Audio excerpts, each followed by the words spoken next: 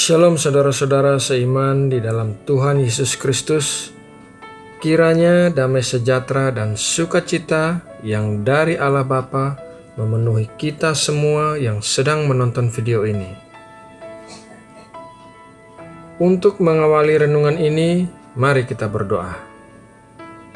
Ya Allah Bapa, kami datang ke hadirat-Mu ya Tuhan, memohon hikmat dan anugerah untuk bisa mengerti kebenaran firman-Mu. Dan bukan hanya itu saja, biarlah kami menjadi pelaku-pelaku firman-Mu. Dalam nama Tuhan Yesus kami berdoa. Amin. Saudara-saudara yang terkasih, di awal tahun yang baru ini, saya rindu untuk kita semua merenungkan hubungan kita saat ini dengan Tuhan. Apakah kita masih tetap mengasihi Tuhan seperti ketika kita pertama kali bertemu dengan Tuhan? Ataukah kasih kita telah menjadi hambar sehingga setiap doa, pembacaan Alkitab, pujian dan penyembahan terasa hambar dan hanya dilakukan sebagai rutinitas? Saya teringat kasih mula-mula ketika saya bertemu dengan Tuhan. Rasanya begitu bersemangat, berapi-api untuk melayani Tuhan, berdoa dan membaca Alkitab setiap hari, seperti halnya orang yang sedang jatuh cinta setiap saat saya memikirkan Tuhan. Apakah saudara masih ingat perasaan kasih mula-mula itu? Namun seiring dengan bertahun-tahun perjalanan hidup kita, pandangan kita kepada Tuhan mulai teralihkan dengan hal-hal dunia. Lukas 8 ayat 14 berkata, "Yang jatuh dalam semak duri ialah orang yang telah mendengar firman itu, dan dalam pertumbuhan selanjutnya mereka terhimpit oleh kekhawatiran dan kekayaan dan kenikmatan hidup, sehingga mereka tidak menghasilkan buah yang matang." Pengalaman terhimpit bukanlah suatu pengalaman yang menyenangkan. Kita akan merasa sulit bernafas, bahkan apabila kita terhimpit dalam waktu yang lama, maka kita akan mati karena kehilangan oksigen yang sangat diperlukan. Ini adalah hal yang sangat serius. Bila kita mengizinkan prioritas keinginan hidup kita melampaui kerajaan Allah dan menggantikan kasih yang semula dengan kasih dunia ini, Alkitab berkata bahwa kita sedang dihimpit. Oksigen rohani kita akan segera habis. Nah, sahabatku, ada beberapa hal yang bisa menghimpit kita. Hal yang pertama adalah kekhawatiran. Paulus berkata dalam Filipi 4 ayat 6, "Janganlah hendaknya kamu khawatir tentang apapun juga, tetapi nyatakanlah dalam segala hal keinginanmu kepada Allah dalam doa dan permohonan dengan ucapan syukur."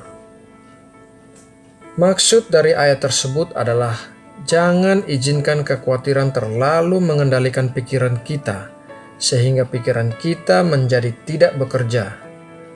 Daripada kita mengkhawatirkan sesuatu, lebih baik kita berdoa. Tuhan menghendaki kita melawan kekhawatiran dengan berdoa. Hal yang kedua yang bisa menghimpit kita adalah kekayaan. Ketika cinta terhadap uang melampaui cinta kepada Tuhan, berarti kita sedang terhimpit oleh dompet kita. Bagaimana kita mengetahui bahwa kita lebih mencintai uang daripada Tuhan?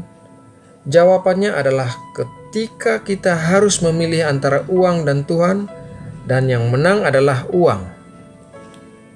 Tuhan Yesus berkata dalam Matius 6 ayat 19-21, "Janganlah kamu mengumpulkan harta di bumi.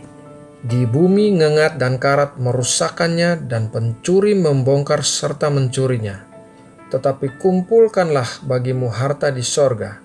Di sorga ngengat dan karat tidak merusakkannya dan pencuri tidak membongkar serta mencurinya.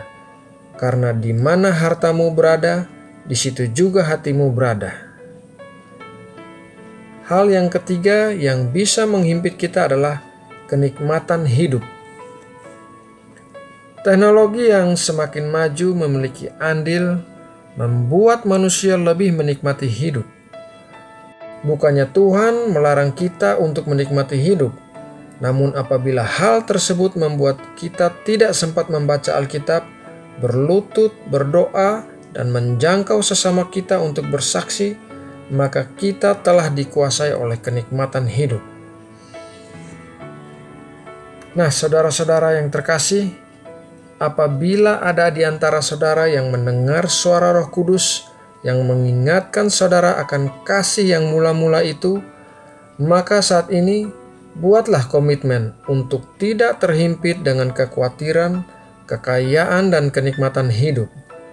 Luangkan waktu untuk mencari Tuhan, intim dengan Tuhan, sehingga kasih yang mula-mula itu kembali berkobar di dalam diri kita.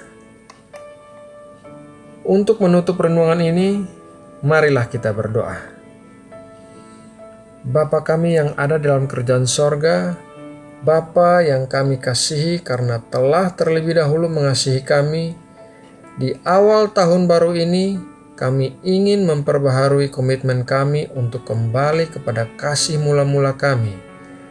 Kami tidak ingin terhimpit oleh kekhawatiran, kekayaan, dan kenikmatan hidup, karena hal-hal tersebut akan membuat kami kehilangan oksigen rohani. Pimpin kami ya Roh Kudus, ingatkan kami untuk senantiasa mencari wajah Bapa, untuk senantiasa mengingat pengorbanan Kristus, sehingga kami tidak menyia-nyiakan waktu kami dan hidup kami di dunia ini. Terima kasih ya Tuhan, dalam nama Tuhan Yesus kami berdoa. Amin.